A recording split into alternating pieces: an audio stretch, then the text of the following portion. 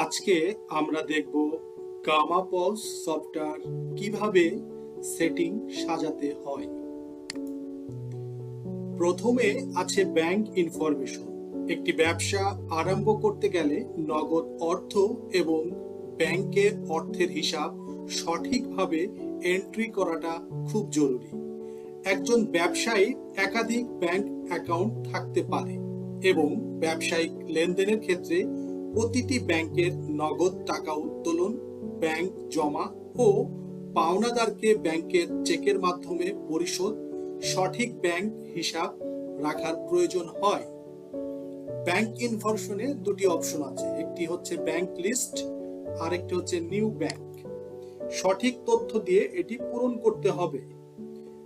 Account number অর্থাৎ bank account number, account type savings না current, account হোল্ডারের name, company হলে কোম্পানি, ব্যক্তিগত হলে ব্যক্তিগত অ্যাকাউন্ট নেম, ওপেনিং ব্যালেন্স, ব্যাংকের সর্বশেষ ব্যালেন্স, ব্যাংকের নাম এবং ব্রাঞ্চ নেম।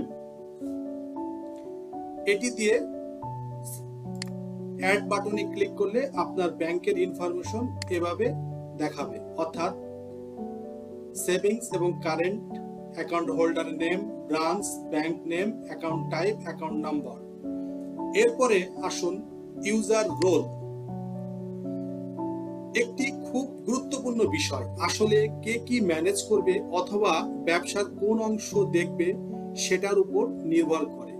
অর্থাৎ উদাহরণস্বরূপ ব্রাঞ্চ ম্যানেজার হচ্ছে রোল নেম এবং ডেসক্রিপশন ব্রাঞ্চ ম্যানেজার। অর্থাৎ আমি যদি এখানে ব্রাঞ্চ ম্যানেজার লিখি এবং আমি তাকে কি কি রোল দেব সেগুলার এক্সেস যদি এখানে দিয়ে রাখি, সেলস যদি সিলেক্ট করি সমস্ত সেলস সে দেখতে পারবে, যদি পার্সেস সিলেক্ট করি সমস্ত পার্সেস সে দেখতে পারবে এবং এন্ট্রি দিতে পারবে ডাটা। স্টক দেখলে সে স্টক দেখতে পারবে।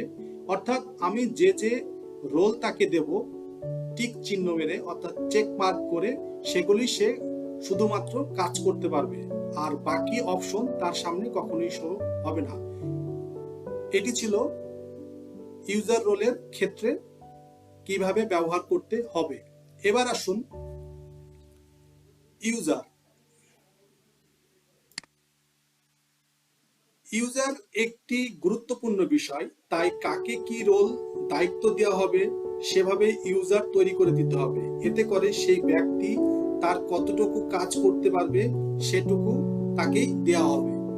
এখানে আমি একটি ইউজার আগে থেকে তৈরি করে রেখেছি। আপনি চাইলে নিউ ইউজারের এখানে গিয়ে user name, user ID, user password select করে সেভ দিলে নতুন ইউজার তৈরি হয়ে যাবে। আমি একটি ইউজার যেহেতু তৈরি করে রেখেছি সেটিকে আমি এডিট করার ক্ষেত্রে আমি যে রোল তাকে দেব সেই রোলে সে সেটিকে কাজ করতে পারবে। এরপরে আসছি ইউজার লগ।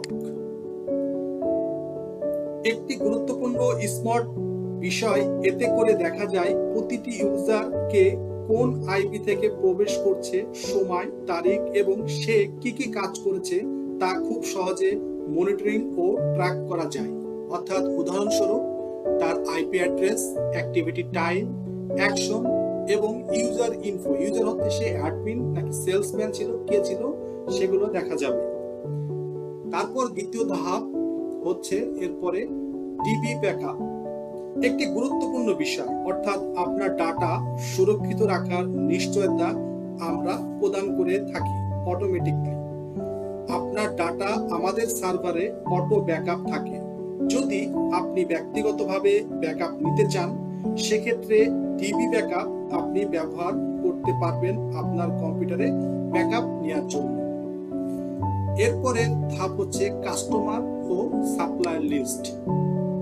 কাস্টমার সাপ্লাই লিস্টের ক্ষেত্রে আপনি কাস্টমার যদি সিলেক্ট করেন সব কাস্টমারের ডাটা দেখতে পারবেন। যদি আপনি সাপ্লায়ার সিলেক্ট করেন, যেহেতু সাপ্লায়ার কোনো ডাটা আমার এখানে এন্ট্রি নাই তাই দেখছি না।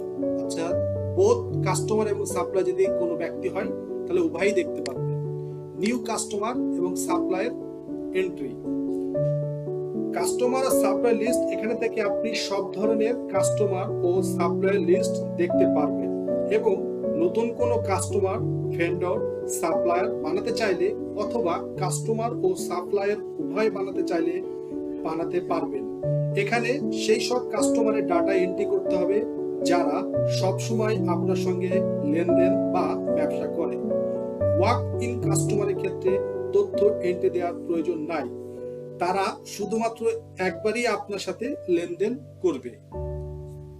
তাহলে আমি যদি কাস্টমারে চেক মার্ক দিই তাহলে কাস্টমারের ডিটেলস এখানে চলে আসবে। কোম্পানি নেম, কন্টাক্ট পার্সনের নেম, ইনিশিয়াল ব্যালেন্স যদি থাকে, ম্যাক্সিমাম ক্রেডিট তাকে কত দেবেন, contact number, secondary contact number যদি থাকে, address, email address, website, submit. অর্থাৎ আমার কাস্টমারের সমস্ত ইনফরমেশন সাবমিট হয়ে গেল।